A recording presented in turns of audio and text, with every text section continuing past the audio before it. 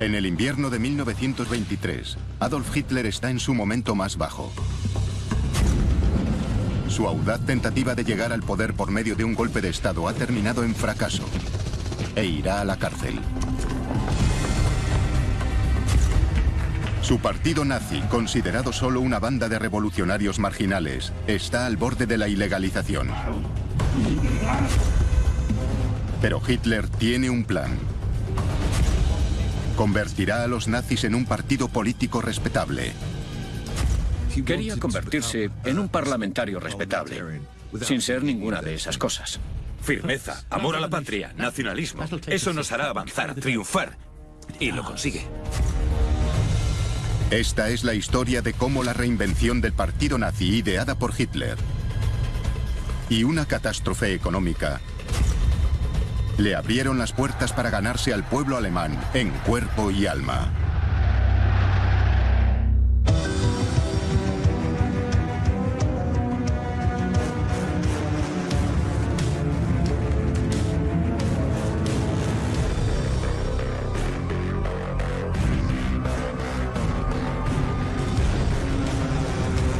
El ascenso del partido nazi. Alcanzar la respetabilidad.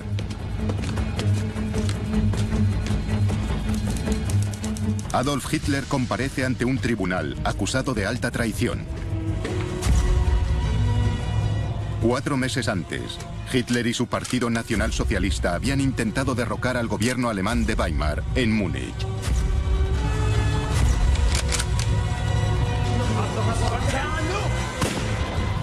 Pero habían fracasado. El putsch o golpe de la cervecería es un contratiempo humillante para los nazis. Y un golpe personal para Hitler. Curiosamente, justo antes del juicio, recibió la visita de unos compañeros que lo vieron deprimido, barajando incluso el suicidio. No sabemos si era un farol, pero les dijo que estaba desmoralizado. Hitler está totalmente abatido. El golpe ha sido un desastre, él lo sabe. Y cree que es el fin de su carrera. Pero entonces pasa algo extraño. Increíblemente, incluso en un momento de catástrofe total, Hitler ya está tramando su regreso. Ante el tribunal se da cuenta de que es una gran oportunidad. Este no será el final de Hitler, será el nacimiento de un nuevo Hitler. No podía imaginar un teatro mejor para él aparte de las cervecerías. Se esperaba que Hitler negase su participación en la trama.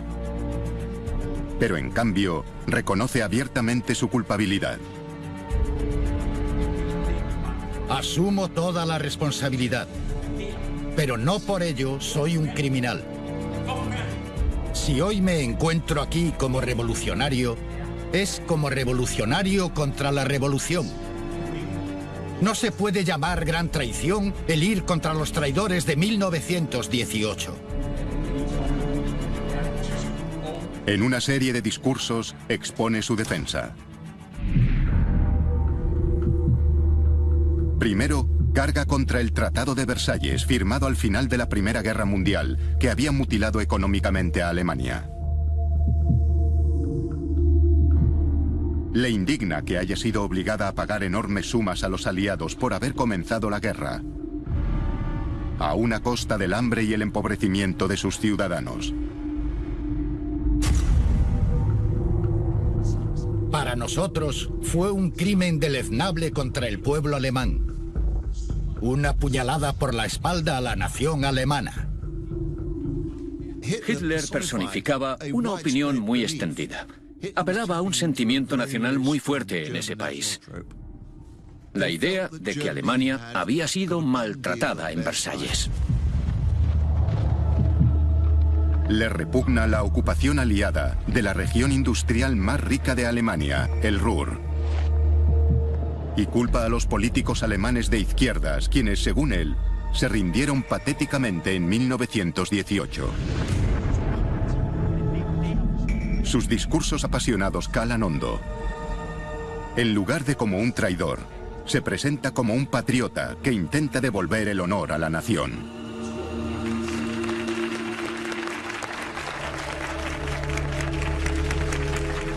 La idea de víctima de Alemania, la idea de que la culpa es de los aliados por las condiciones en Versalles, y el hecho de que el propio gobierno de Weimar sea incapaz de responder a las demandas del exterior y no muestre capacidad para liderar a Alemania como se merece, consigue despertar simpatías hacia él. Pero Hitler también dice algo más. Liderar a Alemania, proclama, es su destino. El hombre que se siente llamado a gobernar a un pueblo no tiene derecho a decir, si me queréis o me llamáis, cooperaré. No, su deber es dar un paso al frente. El hombre que ha nacido para ser un dictador no se ve obligado a hacerlo, lo busca.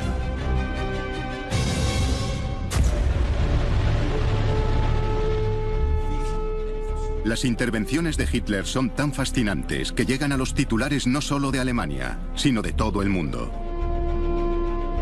En Gran Bretaña, el Daily Express llama a Hitler rey sin corona de Baviera y patriota demagogo de quien sugiere tal vez volvamos a oír hablar algún día. Pero Hitler aún tiene que convencer a una de las personas que asisten al juicio, al juez. Tras 4 semanas de proceso, alcanza su veredicto.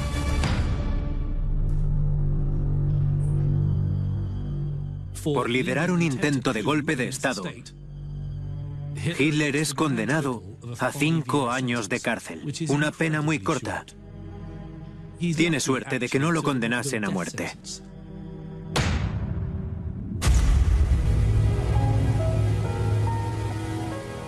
Hitler es recluido a 65 kilómetros al oeste de Múnich, en la pintoresca localidad de Landsberg,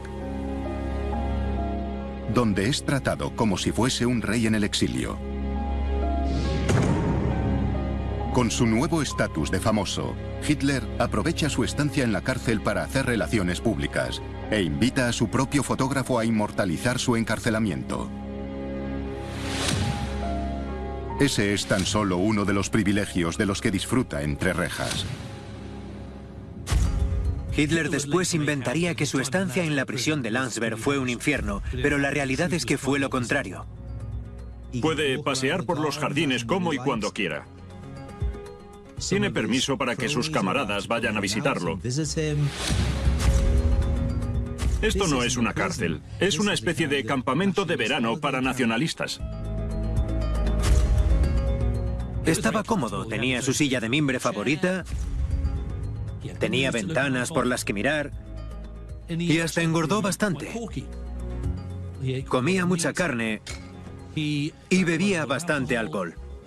Le servían almuerzos de 3 platos e incluso celebraba fiestas en su propia celda. Podía relacionarse con sus amigos y también escuchar música.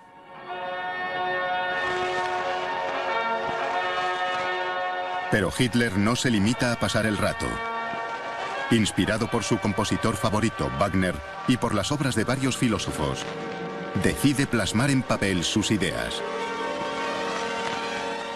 Si pretendes ser un partido nacionalsocialista, tienes que competir con el Partido Comunista. Y ellos ya tienen un libro en el que basan sus ideas, que es El Capital, de Karl Marx. Así que Hitler decidió que el partido nazi necesitaba un texto filosófico en el que esbozar la ideología del partido. Junto a Hitler, cumple condena en Landsberg otro de los conspiradores del golpe de la cervecería, Rudolf Hess. Se convierte en su secretario particular y escribe lo que Hitler le dicta cada día, embarcado de lleno en el proyecto de un libro para defender el nazismo. Mi lucha, o Mein Kampf, pretende ser una declaración sincera y personal de Hitler. En ese libro vemos al hombre que habla de sí mismo y de sus ideas por primera vez. Y por eso es tan significativo.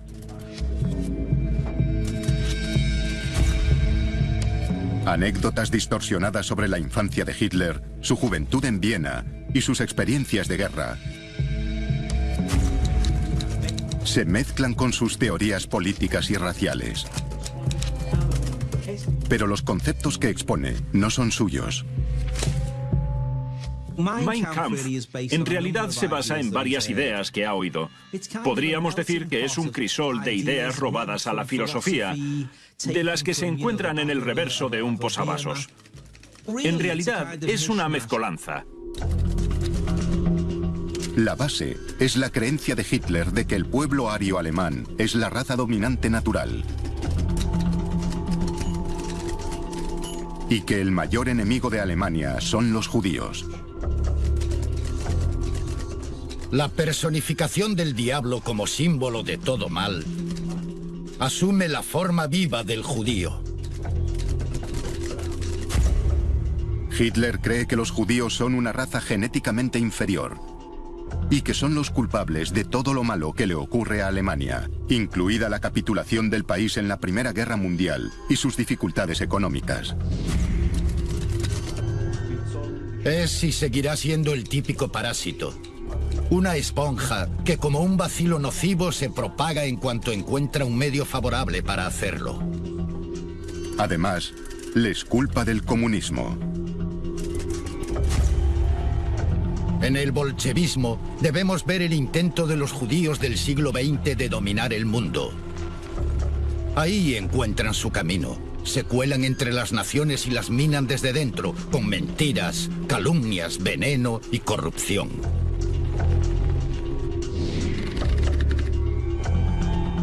Mein Kampf contiene incluso una aterradora advertencia sobre las intenciones de Hitler.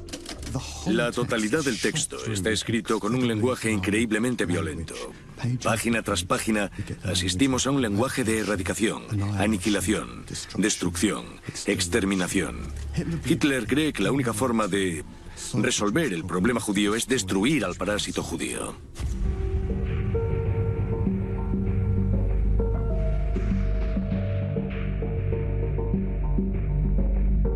El siguiente movimiento político clave de Hitler es inspirado por un profesor de geografía política de la Universidad de Múnich y antiguo tutor de Rudolf Hess, el doctor Karl Haushofer. Durante una visita a la prisión de Landsberg, Haushofer introduce a Hitler en el concepto de Lebensraum, literalmente, espacio vital. En el concepto de Lebensraum está implícita la idea de anexión territorial.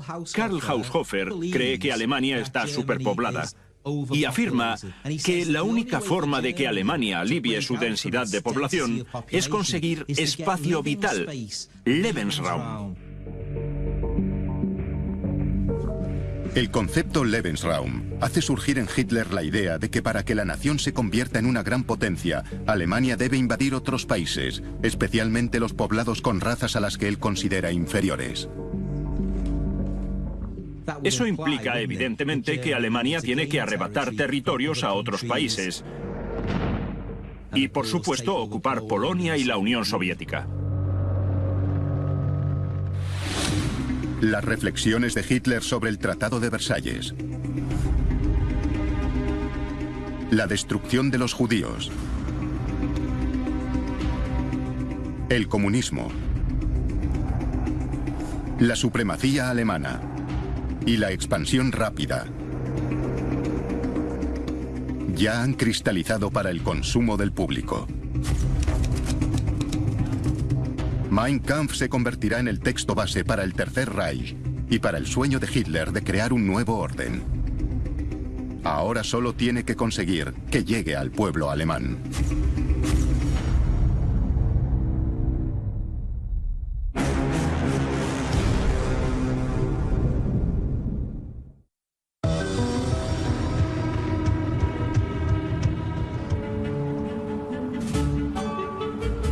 En el año transcurrido desde su golpe fallido en Múnich, Adolf Hitler ha sufrido una transformación de revolucionario violento a héroe nacional.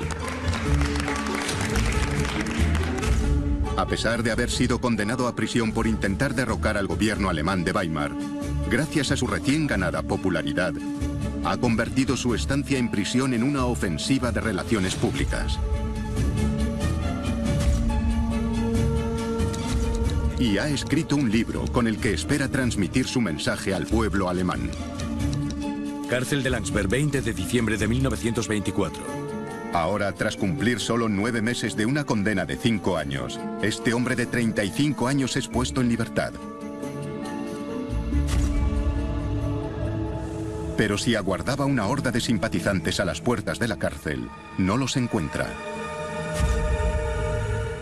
En su lugar, solo un coche ha venido a recogerlo. ¿El motivo? Alemania vive una época de prosperidad.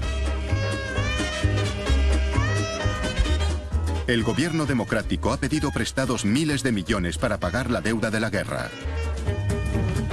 Ahora, el país crece gracias al dinero extranjero, en especial de los Estados Unidos. Mediados de los años 20 es la época dorada de la República de Weimar. Los estadounidenses les dieron muchos préstamos y gracias a ello, Alemania revive. La economía alemana mejora lo suficiente como para que parezca que el gobierno democrático de Weimar empieza a funcionar. Por fin, parece que los días de sufrimiento han terminado. Todos lo ven como un periodo para empezar de nuevo. Tras la turbulencia de la hiperinflación, las cosas mejoran. La gente está satisfecha en general con el sistema político, siempre y cuando haya mercancías, siempre y cuando haya crecimiento y estabilidad. Pero para Hitler, toda esa prosperidad es desastrosa. Nadie quiere oír hablar de un partido revolucionario radical, sobre todo de uno que pretende llegar al poder por la fuerza. Y lo que es peor, como pena por haber participado en el golpe de la cervecería, a Hitler se le prohíbe hablar en público. Incluso se habla de la posibilidad de deportarlo a su Austria natal. Y las malas noticias no terminan ahí. El partido nazi está al borde del colapso. El amigo fiel de Hitler y su mano derecha, Hermann Göring, se ha enganchado a las drogas. Göring, que resultó herido durante el putsch, evitó la detención. Pero fue hospitalizado en Austria, donde le administraron morfina para paliar el dolor. En los meses siguientes, esto le llevará a desarrollar una adicción a la morfina.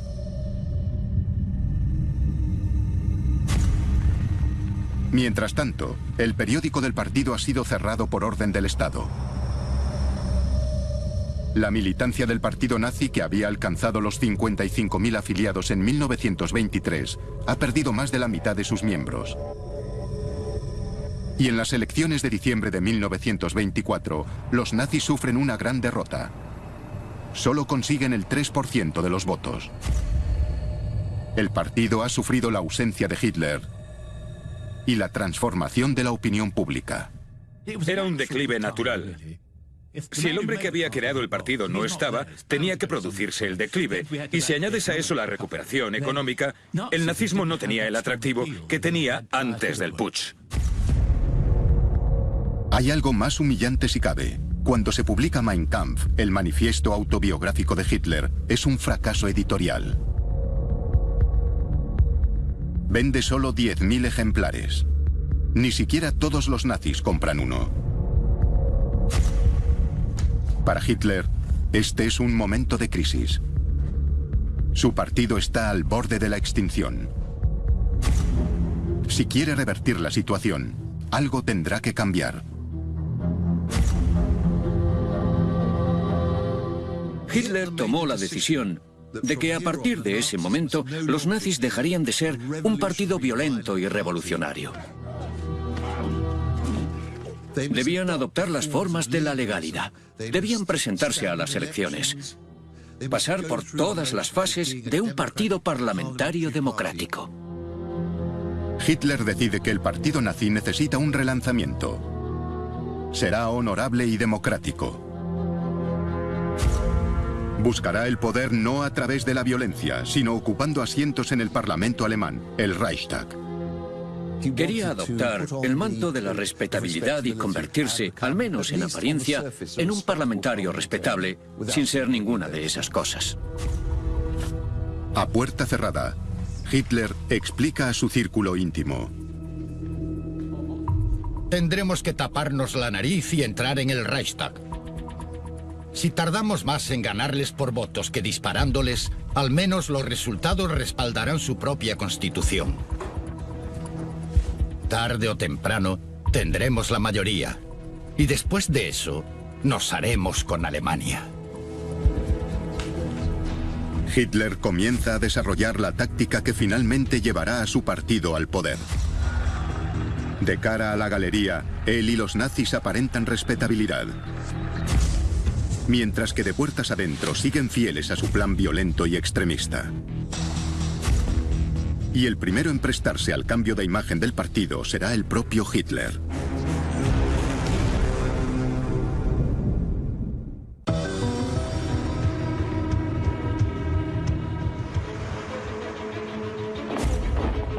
A mediados de los años 20, el partido nazi sufre un serio declive. Adolf Hitler sabe que para llevar a su partido al poder, tendrá que intentar una táctica legítima. Los nazis necesitan librarse de su imagen de matones, violencia y revolución. Tienen que ser considerados respetables y democráticos. Tiene que parecer que trabajan dentro del sistema político y que son un partido político real y creíble, y no solo unos lunáticos que intentan hacerse con el poder en las cervecerías de Múnich. Con una Alemania aparentemente próspera bajo un gobierno democrático, Hitler se da cuenta de que la única forma de hacerse con el poder es ganarse en cuerpo y alma al pueblo alemán en unas elecciones.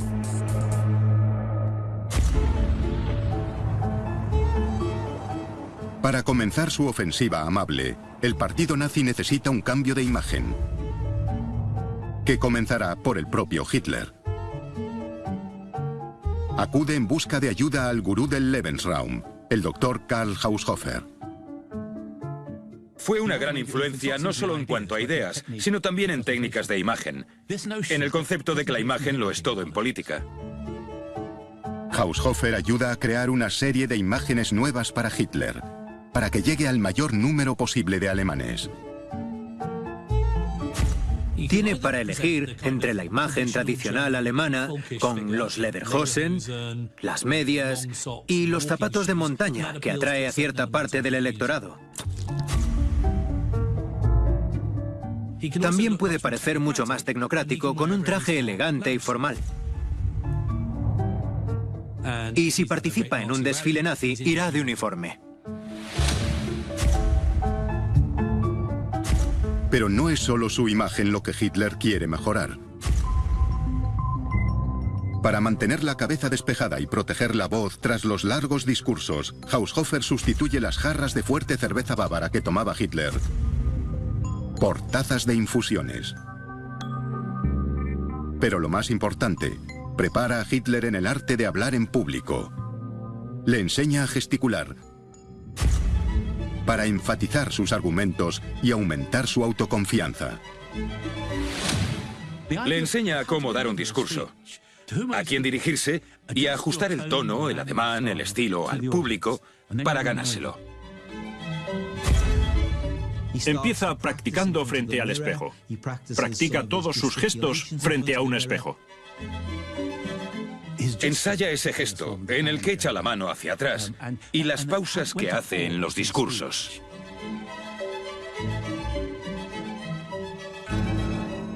Pide que le hagan una serie de fotografías para decidir qué gesticulaciones funcionan mejor con sus discursos. Está muy centrado en lo de la imagen. Es fácil despreciar eso y decir que es vanidoso y que denota autoobsesión. Y Hitler era así. Pero al mismo tiempo tiene todo el sentido. Si la oratoria es uno de tus puntos fuertes, debes hacerlo bien, así que ¿por qué no practicar frente al espejo? Con una imagen nueva y reluciente, Hitler necesita a alguien que se la venda. Y ha encontrado a la persona perfecta. El escritor fracasado, Joseph Goebbels. Cuesta imaginar una forma menos perfecta de Superman nórdico que Joseph Goebbels. Si hay alguien que no parece un nazi, ese es Goebbels. Es bajo, delgado, físicamente imperfecto porque padece pie equino y además es bastante feo. Pero tiene una mente muy rápida. Es doctor en filología y es consciente del poder de la propaganda y las palabras. Acomplejado por su altura, su discapacidad y porque el ejército alemán lo rechazó por ello, él también desprecia al gobierno de Weimar. Había nacido en una familia católica muy pobre, pero había roto con la Iglesia. Era un hombre de gran inteligencia y talento, pero que buscaba una dirección. Su don para la adulación es lo primero que llama la atención. En una carta inspirada por los discursos de Hitler durante su juicio por el putsch de la cervecería, Goebbels escribió: Como una estrella en ciernes apareciste ante nuestros ojos. Hiciste milagros para aclarar nuestras ideas. Y en un mundo de escepticismo y desesperación, nos diste fe. Diste voz a la necesidad de toda una generación. Un día Alemania te dará las gracias. Pero no conocería a Hitler hasta 15 meses después, en verano de 1925. Y entonces escribiría: es todo lo que esperaba. Era todo lo que él había esperado y más. Cuando cayó bajo el embrujo de Hitler, se prendó de él como una colegiala. En una entrada de su diario el 23 de noviembre de 1925, Goebbels escribe: ¡Qué alegría! Me saluda como a un viejo amigo, como lo quiero. Me ha dado una foto con una dedicatoria a la región de Renania. Heil Hitler. Quiero que Hitler sea mi amigo. Para cambiar la imagen de todo el partido nazi, Hitler sabe que necesita la ayuda de un hombre como Goebbels. Muchos miembros del partido nazi consideraban a Goebbels el más brillante de todos. Era muy ingenioso, no tenía esa forma prusiana un poco cuadriculada de hacer las cosas siguiendo el manual. Es un gran trabajador. Es un hombre de una enorme energía, dispuesto a trabajar muchísimas horas y a viajar incesantemente. Es una figura de muchísimos recursos. Si hay un problema, Goebbels lo solucionará. Era el hombre al que recurrir. El partido aún está sometido a restricciones en muchas zonas de Alemania, y Hitler necesita a alguien que atraiga a nuevos votantes. Goebbels era un hombre que comprendió intuitivamente los métodos modernos de propaganda. Vemos un cambio hacia los medios impresos por necesidad, porque Hitler tiene prohibido pronunciar discursos en público. Eso hace que surjan toda una gama de periódicos y revistas nazis. Los nazis, en este momento, están a la vanguardia en el uso propagandístico de panfletos, de revistas ilustradas, carteles electorales.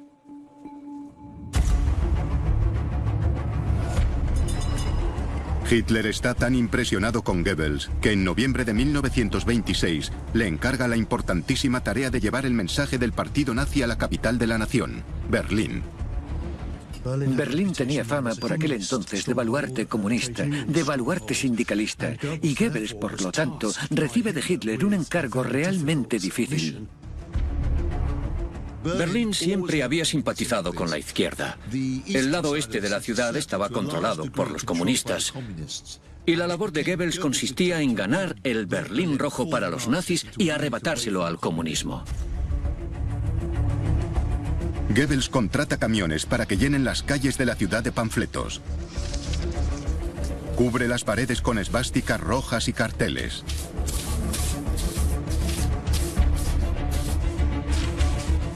y utiliza su periódico berlinés, Der Angriff, el ataque, para llevar la ideología política de Hitler a las masas.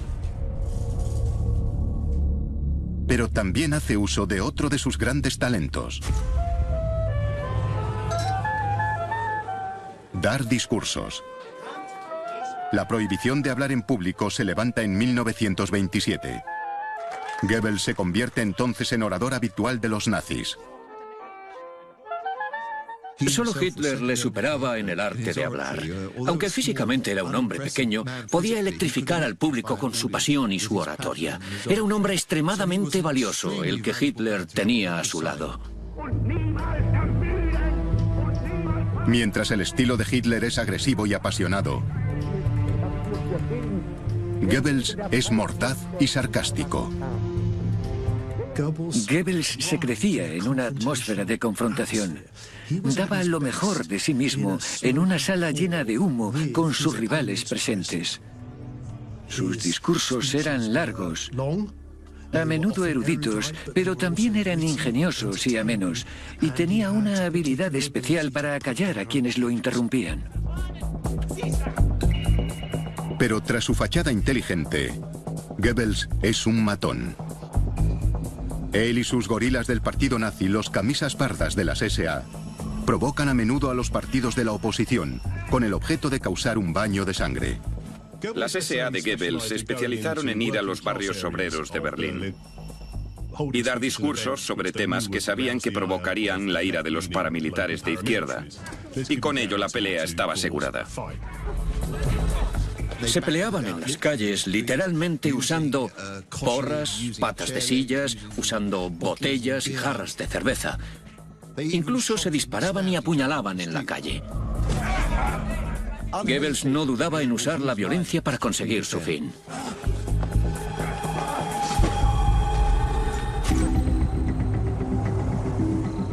Mientras Goebbels está ocupado con la capital de Alemania, en Múnich, Hitler trabaja en los últimos retoques de su imagen. Quiere algo que lo distinga. Como aspirante a dirigir Alemania, pretende crear su propio cuerpo especial de guardaespaldas. El grupo obvio entre el que reclutarlos serían los camisas pardas de las SA, pero están considerados demasiado burdos. Necesita algo más de élite. Más presidencial.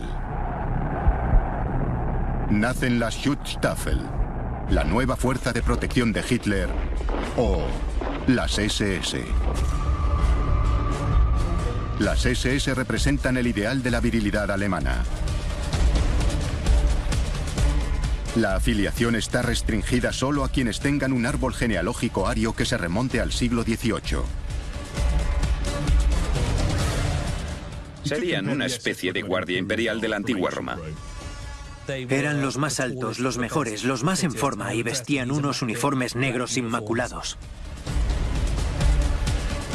Los uniformes característicos con los que los vistió Hitler fueron fabricados por el diseñador y miembro del partido nazi, Hugo Boss.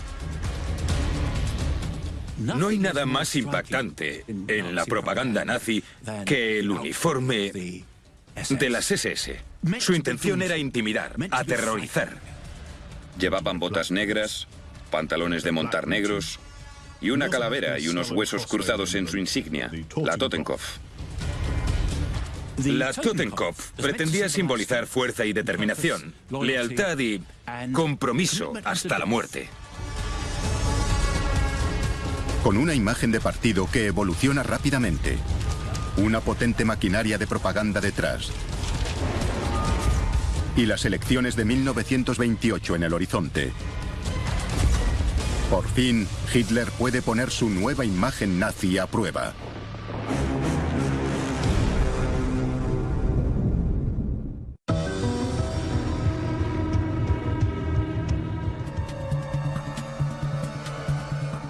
Con una nueva imagen, una nueva propuesta democrática y el levantamiento de la prohibición de hablar en público, los nazis concentran todas sus energías en disputar las elecciones de 1928. La maquinaria del partido ha sido reformada. y las afiliaciones se han multiplicado por 4 desde 1925. Hitler se afana por poner en práctica la táctica de parecer respetable por fuera, pero aferrándose fervorosamente a su proyecto secreto. Recorre el país pronunciando discursos dinámicos, dirigidos a los desempleados y a las clases trabajadoras frustradas, pero tranquilizando a los ricos, afirmando que no es un extremista, aunque apenas hace referencia a su verdadero proyecto oculto. Los judíos. Hitler presenta al partido como modelo de respetabilidad política, rebajando el tono antisemita. En su lugar, se dirige a las clases obreras rurales, donde el cebo judío no interesa para las elecciones. En estas comunidades rurales no hay judíos, así que lo que les interesa realmente son los precios de la agricultura, los precios de sus productos cuando los llevan al mercado. No hay mucho interés por la cuestión judía. Y hay otra razón por la que los nazis rebajan su antisemitismo. Hitler busca el apoyo de los empresarios.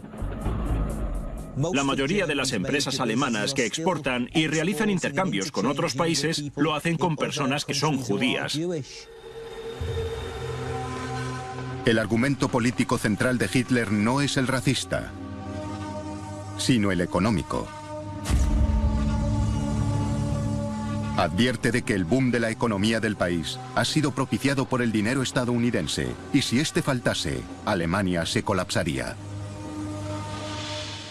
La frase que Hitler usa en algunos de sus discursos es «Weimar está bailando sobre un volcán» y que toda la prosperidad se debe únicamente a los préstamos. Con el tiempo, todo se vendrá abajo y Alemania volverá de nuevo a un estado de depresión por haber confiado en los préstamos estadounidenses.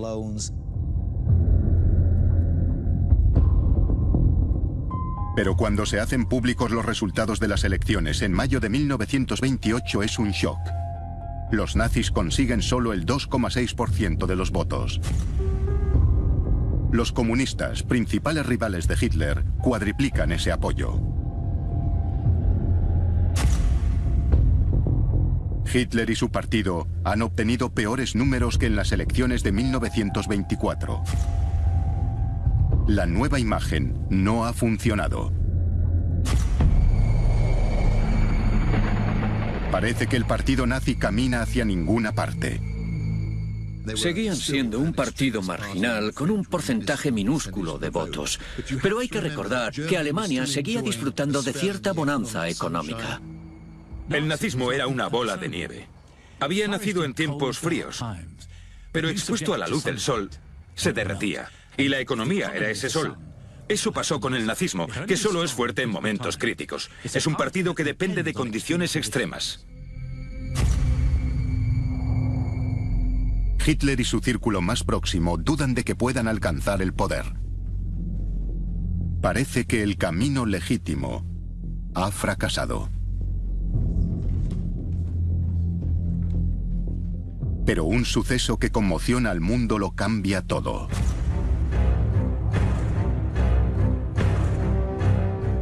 El 24 de octubre de 1929, el mercado de valores de Wall Street se desploma. Tal y como Hitler había predicho, los bancos estadounidenses reclaman sus préstamos en un intento desesperado por salvarse. Cuando los Estados Unidos tuvieron problemas, se retrajeron, dejaron de comprar, dejaron de prestar dinero, y todos los países sufrieron porque estaban conectados a un sistema internacional. La Gran Depresión es testigo de cómo innumerables negocios prósperos se declaran en bancarrota en todo el mundo. En Alemania, los efectos son devastadores. Sin los préstamos de los Estados Unidos, los bancos caen. El desempleo se dispara dramáticamente. En tan solo 8 semanas, pasa del 3 al 26%. Alemania alcanza los 6 millones de parados. Y si pensamos que un desempleado afecta a otras 3 personas más que viven con él, hablamos de 24 millones de alemanes afectados por el crack de Wall Street. Prácticamente nadie escapa a sus efectos. Las personas que habían ahorrado con mucho esfuerzo tras la hiperinflación de los años 20 sufren un duro golpe.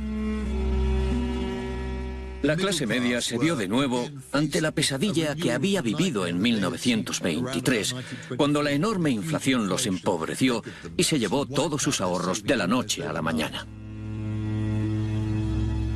La humillación y la miseria se agravan con la pobreza y el hambre, porque los padres no tienen que dar de comer a sus hijos. Vuelve el caos, y el pueblo alemán cada vez desconfía más de la República de Weimar.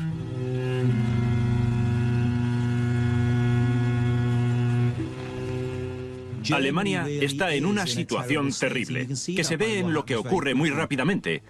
El hambre, la pobreza y la desesperación llegan a Alemania.